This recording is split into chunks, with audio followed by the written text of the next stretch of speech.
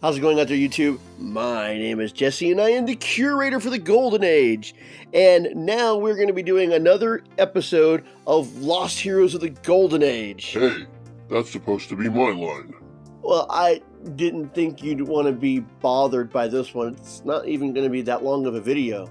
Just who are you reviewing? The Green Giant. Well, in that case, I'll just see myself out. Gotcha.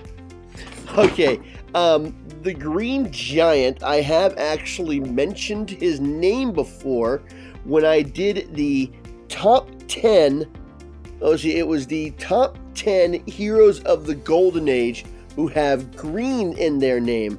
Among a number of these, I mentioned the Green Giant, the Green Knight, the Green Mask, so on and so forth. You can go see that video if you're interested in seeing all the Golden Age heroes with the name Green in the title. This one I wanted to cover because this was going to be a relatively quick-ish episode of Lost Heroes of the Golden Age because he only had one comic book appearance. The company that printed out this comic book, and we'll get into that, printed out the Green Giant comic and had a number of stories in this one because they wanted to see if they could be profitable in making comic books with their presses that were sitting by idle. Now, they only had the one issue, and this was never supposed to be sold on newsstands, but apparently someone must have gotten a hold of it because I read it and I reviewed it. I'm reviewing it for this video. So let's go ahead and get into the Green Giant. We'll discuss real quick the publishing company, and we'll go over his first issue and his powers. Shouldn't be a very long one, so let's get into it. The Green Giant, Brentwood. That's all we're giving. First appeared in Green Giant number 1 in 1940. The original publisher is Pelican, and he was created by George Capitan and Harry Shale. Now, this would be the only appearance.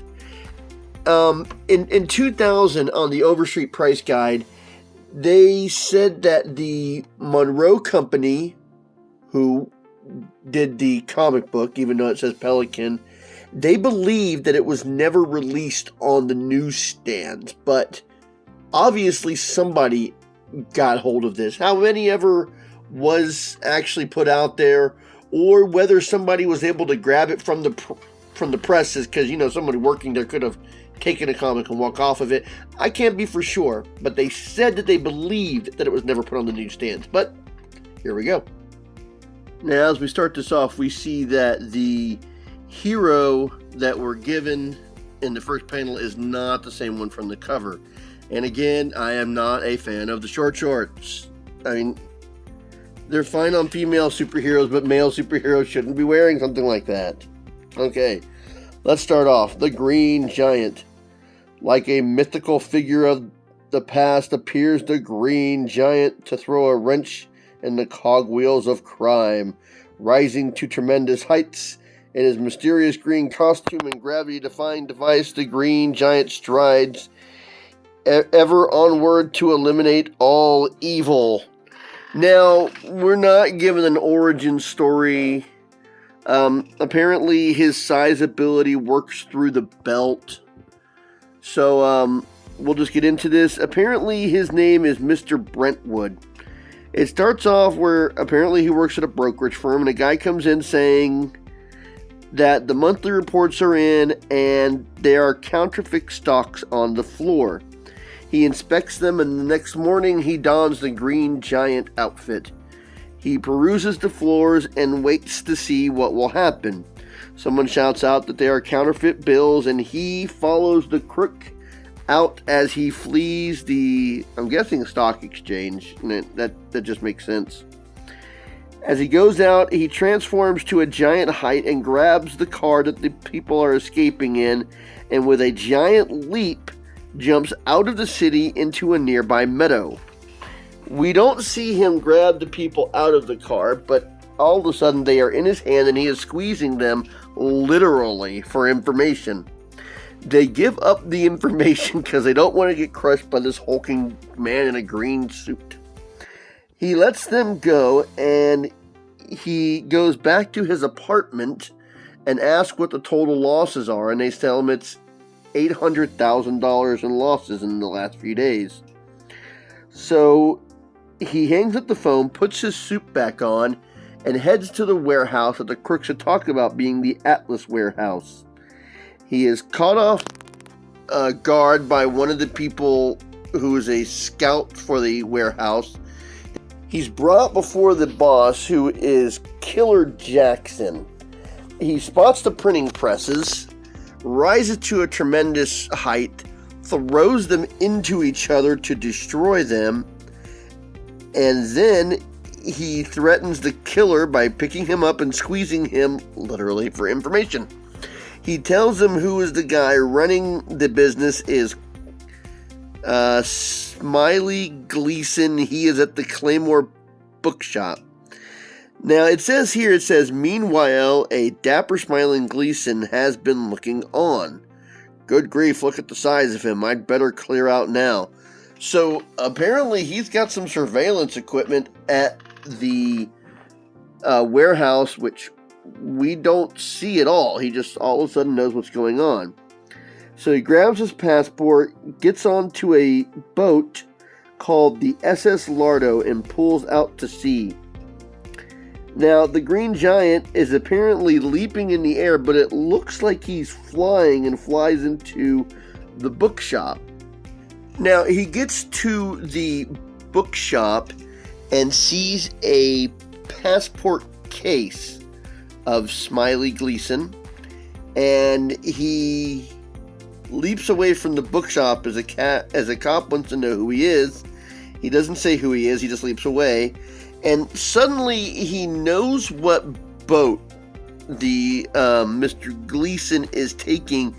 Even though there's no indications and nobody tells him, he just suddenly knows what boat is being taken.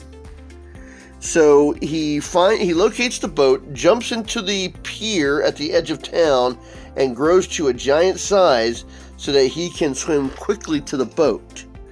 He finds the boat and shrinks himself to a normal size while leaping onto the deck. How he leaps out of the water or propels himself in the air to be able to perform this feat is not shown. He locates Smiley Gleason, who is saying 800,000 and it's all mine. The Green Giant busts in, knocks him out with a single punch. It's quite a punch. And he jumps overboard with Gleason and the money and makes himself a giant size, I guess to keep them from the guy and the water from getting drenched. He keeps him in the palm of his hand as he gets back to shore, takes him to the police station, throws him through the roof with a note attached, and the note says, "Hold this man. He is Samuel Gleason, charged with stealing counterfeit bonds and fleeing the country. Return this money to those who were scandaled, the Green Giant." And then the police officer says, "Well, I'll be, not even wanting a reward." Another Green Giant story in the next issue of this magazine. What next issue of this magazine? There is no other issue. This thing wasn't even supposed to see newsstands, so this is just nothing. Just nothing. So from all we know is he is a stockbroker who can grow giant by using his belt, and he has some unspecified powers that I guess have to do with his size. Now, in Project Superpowers, all they do is show him a page at the very end where he is shown among other superheroes. He does not have any impact on the story at all. I haven't been able to find him on a single page, which would have been interesting because there were a couple of giant titans fighting that the Green Giant could have fit in on perfectly. And that's the Green Giant. Not the vegetable spokesperson, the superhero from the 1940s. Well, I hope you enjoyed this episode of Lost Heroes of the Golden Age. I told you it wouldn't be very long. I have an obscure one coming up for next week.